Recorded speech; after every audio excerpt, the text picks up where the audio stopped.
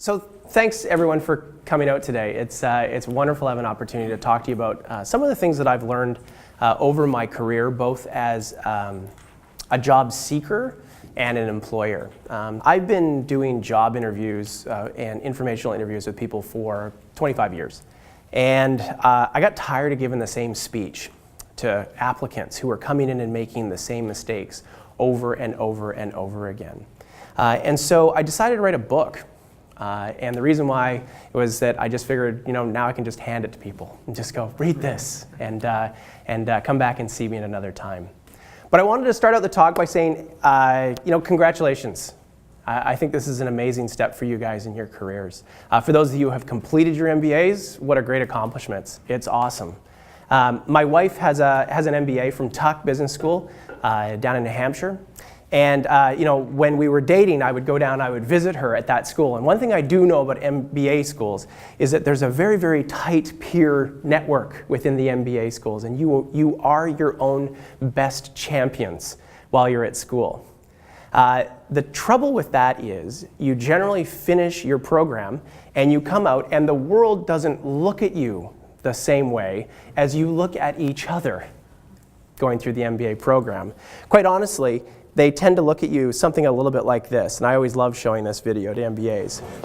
Hi, Tom. I know it's your first day, but we could really use your help. You got it. Thanks. We're just in a bit of a jam. All this has to get out today. Yeah, I don't do shipping. Oh, no. It's very easy. We use FedEx.com. Anybody can do it. No, you don't understand.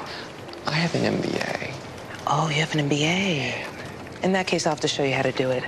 FedEx.com makes shipping so fast and easy, even an MBA can do it. Relax, it's FedEx. Okay, so congratulations. You are not special, okay? That's how the working world is going to look at you once you're done your degree. So it is a tremendous accomplishment and I applaud you for it, but it is not enough to take the next step in your career and get the job that you really want. I'm going to talk to you today about some of the things that you need to do and cover some of those mistakes that you have been making over your career that no one will tell you about in the job-seeking environment. And that's where I feel like I can add some value to your careers today. So just quickly, a little bit about me. I am a marketing executive. I cut my teeth in advertising for many, many years. I've worked in advertising agencies in Vancouver and Calgary, Victoria. My last stop, I was running an agency in Victoria. Over the course of my career, I've done a lot of job interviewing, people coming to seek jobs, but also people doing informational interviews with me. And because everybody wants to work in advertising. And what I learned was that these people, when they come in, they do make these similar mistakes over and over and over again that we're gonna cover.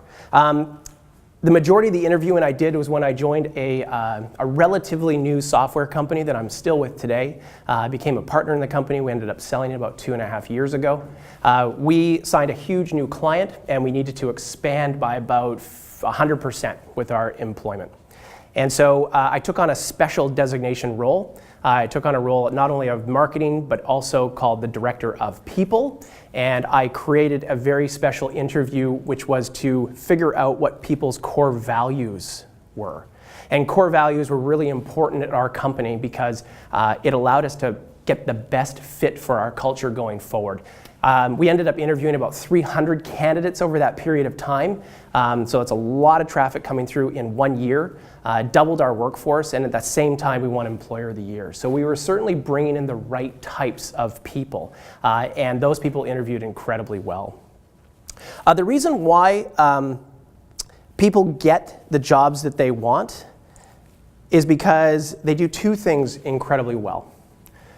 As a job seeker, I've always been really lucky in my career as well, is that I've pretty much always gotten the job I interviewed for. And it's because I realized that, first of all, my goal as a job seeker is not the same goal as an employer. And a lot of people lose sight of this. Your goal going into a job-seeking environment, of course, is to get a job, get paid, fit in. But from an employment perspective, and I know that everyone's probably thinking, yeah, it's a resource issue that they've got. They're trying to fill that. They're trying to find the ideal candidate to come into this role. Keep in mind that you're not just competing with a candidate, you're actually competing with a process. They may think automation. They may think outsourcing. They're trying to solve their problem somehow.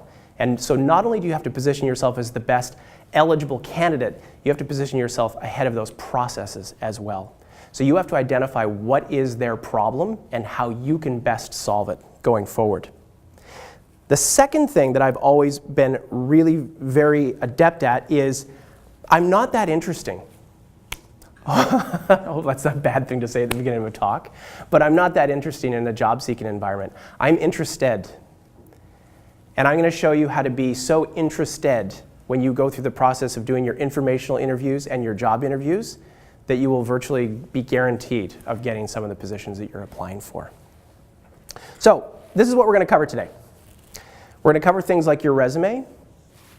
We're going to cover what I think is the most powerful thing that you can possibly do to get the job that you really want, which is informational interviewing.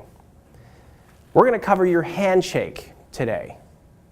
The reason why we're going to cover your handshake is that really no one's ever going to tell you if your handshake blows. We're also going to cover some common interview do's and don'ts, and some of them seem really basic, but you know what? I still see them all the time. And we're also going to cover some things like the most common questions that you're going to get asked. One of the most common questions you're going to get asked is, tell me a bit about yourself. You know what? It's still not about you. So we're going to talk about how it is that you can answer that and position yourself ahead of your competition. If you are interested, the book is available on Amazon right now on Kindle. The print version will be available in about a week. If you'd like to download the book, I think it's like $2.99 or something like that. All the tips that we covered today and more are in there. We've also designed the book for, I want to say, the millennial mind. I know I'm looking around the room. There's not, some people who aren't millennials in here.